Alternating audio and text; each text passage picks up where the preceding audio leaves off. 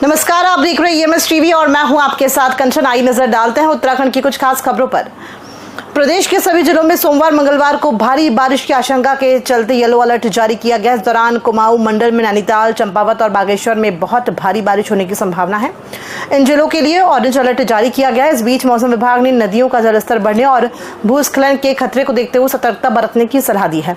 दून स्थित मौसम विज्ञान केंद्र के प्रभारी निदेशक डॉक्टर रोहित थपलियाल ने रविवार को बताया कि प्रदेश भर में 2 दिन भारी बारिश होगी। इसके लिए सभी जिलों और आपदा प्रबंधन को अलर्ट भेज दिया गया है। वहीं लोगों को भी यात्रा से बचने और नदी नालों के पास नहीं जाने के लिए आगाह किया गया है। पिछले 24 घंटों में उत्तराखंड में अधिकांश स्थानों पर हल्की से मध्यम वर्षा दर्ज की गई है, जबकि कहीं कहीं भारी से लेकर बहुत भारी वर्षा भी मिली है। आगे पूर्वानुमान की बात करें, 4 और 5 तारीख को उत्तराखंड में अधिकांश स्थानों पर हल्की से मध्यम वर्षा मिलने की संभावना है। और चेतावनी की बात करें तो 4 तारीख को देहरादून, टिहरी, पौड़ी या बागेश्वर जनपद है, यहाँ पर कुछ स्थानों पर भारी से बहुत भारी वर्षा मिल सकती है, जबकि इक्का दुक्का स्थान पर अत्यंत भारी वर्षा मिलने की भी संभावना है। उत्तराखंड कांग्रेस ने सत्ताधारी दल पर आरोप लगाते हुए कहा कि पंचायतों में चुनाव के दौरान भी और रिजल्ट आने के बाद जिला पंचायत अध्यक्ष के आरक्षण को मनमाने ढंग से लागू करने का काम किया है। कांग्रेस के वरिष्ठ विधायक और पूर्व प्रदेश अध्यक्ष प्रीतम सिंह ने कहा कि देहरादून जनपद में भी नियम विरोध आरक्षण लागू हुआ है, लेकिन कांग्रेस उससे घबराने वाली नहीं, बल्कि महिला कैंडिडेट को अध्यक्ष पर खड़ा करके चुनाव जीतने का काम करेगी।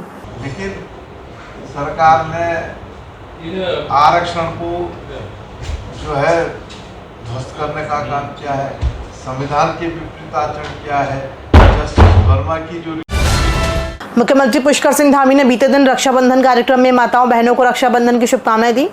इसके साथ ही महिला सशक्तिकरण की दिशा में एक कदम और धामी सरकार आगे बढ़ रही है, जिसके अंतर्गत प्रदेश की ग्रामीण महिलाओं को सशक्त बनाने की दिशा में जल सखी योजना लाने जा रही है, जिसके अंतर्गत महिला स्वयं सहायता समूह को पेयजल आपूर्ति, कनेक्शन वसूली, रखरखाव का कार्य सौंपा जाएगा।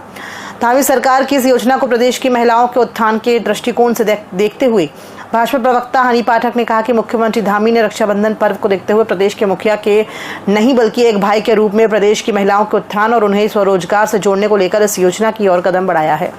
देखिए, ये जो कल जल सखी योजना लागू करने की बात हमारे यशस्वी मुख्यमंत्री श्री पुष्कर सिंह धामी जी ने करी है, वो बहुत ही सराहनीय फैसला। और रक्षाबंधन का पर्व एकदम नज़दीक है, उसमें एक भाई को अपने उत्तराखंड की बहनों के प्रति एक तोहफे के रूप में इस योजना को देखा जा सकता है। इस योजना के तहत 15,000 से ज़्यादा महिलाओं को सशक्तिकरण में आगे बढ़ने के लिए, उनको रोजगार की दिशा में आगे करने के लिए एक बहुत ही महत्वपूर्ण कदम है ये। इससे जो हमारी स्वयंसेवी महिलाएं हैं उनको एक रोजगार का अवसर दिया जाएगा। उत्तराखंड की महिलाओं की उत्तराखंड बनाने में एक अहम भूमिका देखने को मिली है। तो उन चीज़ों को ध्यान में रखते हुए लगातार हमारे यशस्वी मुख्यमंत्री श्री पुष्कर सिंह धामी जी उत्तराखंड की महिलाओं के लिए बहुत अच्छी अच्छी योजनाएं लेकर आते हैं। उत्तराखंड के मुख्यमंत्री पुष्कर सिंह धामी अब AI के जरिए बने कार्टून से भी खासे लोकप्रिय हो रहे हैं। देश दुनिया में आजकल AI तकनीक का बोलबाला है। सोशल मीडिया पर AI एनिमेशन एक ऐसी तकनीक है जो टेक्स्ट या इमेज जैसे इनपुट के आधार पर स्वचालित रूप से एनिमेशन बनाने के लिए आर्टिफिशियल इंटेलिजेंस का उपयोग करती है। ये पेशेवर गुणवत्ता वाले 2D और 3D एनिमेशन, स्केच और कैरेक्टर्स बनाने में मदद करती है, जिससे एनिमेशन की प्रक्रिया अधिक सुलभ और तेज हो जाती है। देश की जानी मानी हस्तियां इस तकनीक के जरिए विशेषकर बच्चों में लोकप्रिय हो रही हैं। प्रायः देखा गया है कि बच्चे कार्टून को ज्यादा पसंद करते हैं। ऐसे में सीएम पुष्कर सिंह धामी के ये एनिमेटेड कार्टून भी बच्चों में ही नहीं बल्कि उनके समर्थकों के दिलों में भी अपनी जगह बना रहे हैं। लैंड जिहाद, लव जिहाद और खूब जिहाद के खिलाफ कठोर कार्रवाई सुनिश्चित की है। हमने लैंड जिहाद पर कार्रवाई करते हुए 7,000 एकड़ से भी अधिक जमीन को, सरकारी भूमि को लैंड जिहादियों से मुक्त कराया है। इसके साथ ही 500 से अधिक अवैध संरचनाओं को भी हटाने का काम किया है।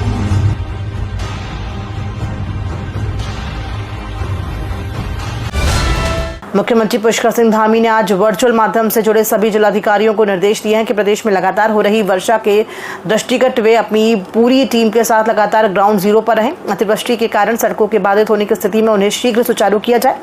पेयजल और विद्युत की लाइनें क्षतिग्रस्त होने की स्थिति में यथाशीघ्र व्यवस्था सुचारू की जाए।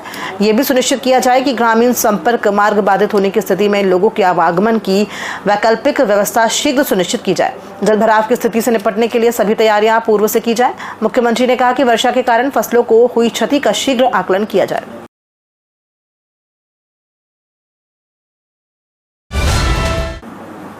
उत्तराखंड के पर्वतीय क्षेत्रों की बंजर भूमि अब आत्मनिर्भरता और सामूहिक प्रगति की मिसाल बनेगी। पाबो क्षेत्र में सहकारिता मंत्री डॉक्टर धन सिंह रावत ने वीर माधो सिंह भंडारी सामूहिक सहकारी खेती योजना का विधिवत शुभारंभ किया। इस अवसर पर मंत्री ने किसानों के साथ खेतों में उतरकर फूलों के बीज रोपण कर साझा खेती की इस महत्वाकांक्षी योजना को धरातल पर आकार दिया। खेतों में बीज रोपण करते हुए सहकारिता मंत्री ने कहा कि वीर माधव सिंह भंडारी सहकारी खेती उत्तराखंड के ग्रामीण अंचलों में बंजर भूमि के सदुपयोग, पारंपरिक खेती के आधुनिकीकरण, लागत में कमी और किसानों की आय में वृद्धि की दिशा में एक निर्णायक पहल है। देखिए, आज मुझे बताते हुए बड़ी खुशी हो रही है कि हमारे पाबो ब्लॉक में चोपड़ा और पाली गाँव के बीच में वीर माधो सिंह भंडारी जी की जो क्लस्टर खेती योजना है कोऑपरेटिव विभाग की, ये इन तीनों गांव में आज इसका शुभारंभ हो गया है। हमारा ढिकाली गांव की भी ज़मीन यहाँ पे है, चोपड़ा गांव की भी यहाँ पे है और पाली गांव की भी। और 170 नाली ज़मीन पे जो है काम हो रहा है और मैं कह सकता हूँ कि ये पहाड़ के लिए बहुत वरदान सिद्ध हो गई। हरिद्वार के बहादुराबाद क्षेत्र में एक निजी अस्पताल की लापरवाही ने 2 परिवारों की खुशियों को मातम में बदल दिया। मां Ganga maternity and I care अस्पताल में डिलीवरी के दौरान 2 गर्भवती महिलाओं की मौत हो गई है, जिससे इलाके में सनसनी फैल गई। परिजनों का आरोप है कि अस्पताल प्रशासन ने समय रहते न तो किसी वरिष्ठ विशेषज्ञ को बुलाया और न ही जरूरी चिकित्सीय सहायता उपलब्ध कराई। पीड़ितों के मुताबिक जब तक डॉक्टर पहुंचे तब तक दोनों महिलाओं की हालत गंभीर हो चुकी थी, लेकिन कोई ठोस इलाज नहीं किया गया। घटना के बाद भीम आर्मी कार्यकर्ताओं ने अस्पताल में जमकर हंगामा किया। उन्होंने तोड़फोड़ की भी कोशिश की, लेकिन मौके पर पहुंची पुलिस ने मोर्चा संभालते हुए हालात को संभाला। मौके पर कई थानों की फोर्स बुलाई गई और भारी पुलिस बल की तैनाती के बाद स्थिति पर काबू पाया गया। खबरों में फिलहाल इतना ही। दीजिए इजाजत, नमस्कार।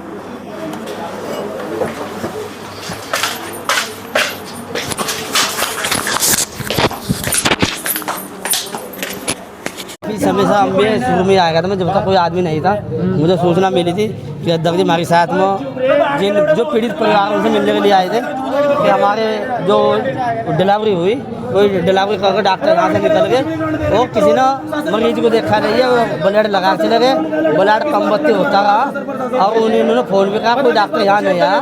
डॉक्टरों की लापरवाही से वो महिला गुजर गई। 2 केस हुए हैं, एक केस अभी है, हमारे से पाया लग गया था, वो इन्होंने रेफर कर दिया था, लेकिन वहाँ जाते ही वो रास्ते में किस तरह की मांग कर रहे हैं आप? अब मांग क्या कर रहे हैं? प्रशासन के लोग जनता के साथ जो गलत व्यवहार कर रहे, हॉस्पिटल वालों का पक्ष कर रहे, जनता के साथ मारपीट करने की कोशिश कर रहे, तो ये प्रशासन में कहूँगा कि गुंडाराज हो रहा है यहाँ।